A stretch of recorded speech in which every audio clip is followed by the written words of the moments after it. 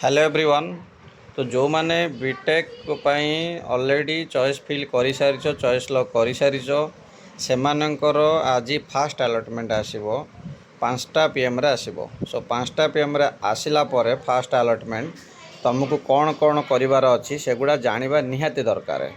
जोटा कि ऑलरेडी आम 5टा पर आउ गोटे वीडियो बनैबा से तुम देखिपर जे तुमको फ्रीज करार अच्छी ना फ्लोट करार अच्छी डॉक्यूमेंट केमती अपलोड हम पेमेंट करना ना 10,000 दब ना ना कि तुमर आउ जहाँ जहाँ सब प्रोसीजर रहा स्टेप बाय स्टेप करके आम तुमको जनईदेवा। तेणुक तुम किसी भी माने भूल स्टेप नवा पूर्व थे ट्राए कर वीडियो देखापी देखी सारापर जदि जहाँ भी डाउट रमिडिएटली पचार।